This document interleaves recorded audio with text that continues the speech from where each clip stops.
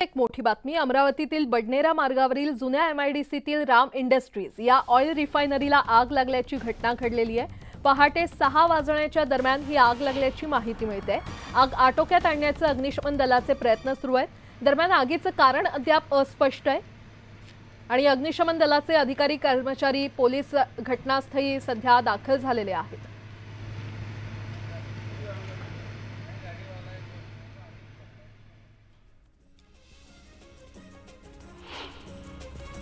सोनं चांदी खरेदी करणाऱ्यांसाठी एक खुशखबर आहे। सोनं चांदीचे दर सलग दुसऱ्यांदा पडले। सोन्याच्या दरात 109 रुपयांची घसरण झाली आहे, तर चांदीच्या दरात 160 रुपयांची घट झालेली आहे।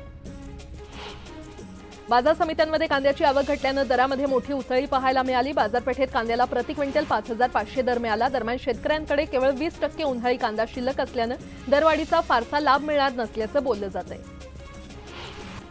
सरकारने कच्च्या आणि रिफाइंड खाद्यतेलावरील मूळ आयात करात 20% वाढ केलेली आहे। सरकारने घोषणा करताच खाद्यतेलाच्या किमतीत किलो मागे 20 ते 25 रुपयांनी वाढ झालेली आहे आणि त्यामुळे घरातील फोडणी आता महागली आहे। सरकारी नोकरीची तयारी करणाऱ्या उमेदवारांसाठी एक मोठी बातमी आहे। इंडियन स्पेस रिसर्च ऑर्गनायझेशनने वैद्यकीय अधिकारी, शास्त्रज्ञ आणि अभियंता अशा विविध पदांसाठी भरती जाहीर केलेली आहे। 19 सप्टेंबरपासून त्यासाठी नोंदणी करता येणार आहे। कोरोनाने पुन्हा एकदा डोकं वर काढलंय। कोरोनाचा नवीन व्हेरिएंट अमेरिकेसह जगभरातील 27 देशांमध्ये आढळून आलाय। या नव्या व्हेरिएंटमुळे काही दिवसात कोरोनाची नवीन लाट येऊ शकते असा अंदाज तज्ज्ञांनी व्यक्त केलाय। सतत अँटीबायोटिक्स घेणाऱ्यांनी सावध राहण्याची गरज आहे, कारण येत्या 25 वर्षात जवळपास 4 कोटी लोकांचा अँटीबायोटिक्समुळे मृत्यू होण्याची शक्यता आहे। लॅन्सेटमध्ये प्रसिद्ध झालेल्या एका नव्या अभ्यासात ही बाब समोर आली आहे। देशातील करोडपतींच्या संख्येत सातत्याने वाढ होते। गेल्या 5 वर्षात 10 कोटींहून अधिक कमाई करणाऱ्या भारतीयांच्या संख्येत 63% वाढ झाली आहे। सेंट्रम इन्स्टिट्यूशनल रिसर्चने आपल्या एका अहवालात ही माहिती जारी केली आहे। विधानसभा अध्यक्ष राहुल नार्वेकर यांनी राष्ट्रवादी आणि शिवसेना आमदार अपात्रता प्रकरणी दिलेल्या निर्णयाच्या विरोधात सुप्रीम कोर्टात आव्हान याचिका दाखल करण्यात आली आहे। या याचिकांवर आज पुन्हा सुनावणी पार पडण्याची शक्यता आहे।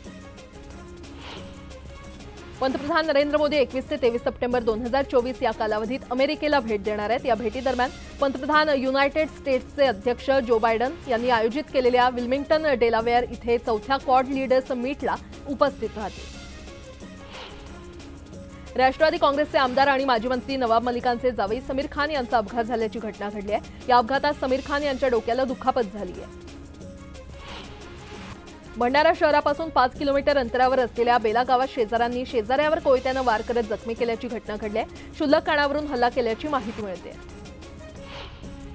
अमडापूर ते चिखली मार्गावर 4 चाकी वाहनाचा टायर फुटल्याने मोठा अपघात झाला। अपघातात एकाचा जागीच मृत्यू झालाय। उर्वरित जखमींना उपचारासाठी रुग्णालयात दाखल करण्यात आले। मालेगावच्या किल्ला परिसरातील झोपड्यांना मध्यरात्री आग लागली। या आगीमध्ये काही झोपड्या जळून खाक झाल्यात। अग्निशमन दलाच्या तत्परतेने मोठा अनर्थ टळला। शॉर्ट सर्किटमुळे आग लागल्याची प्राथमिक माहिती समोर आली आहे।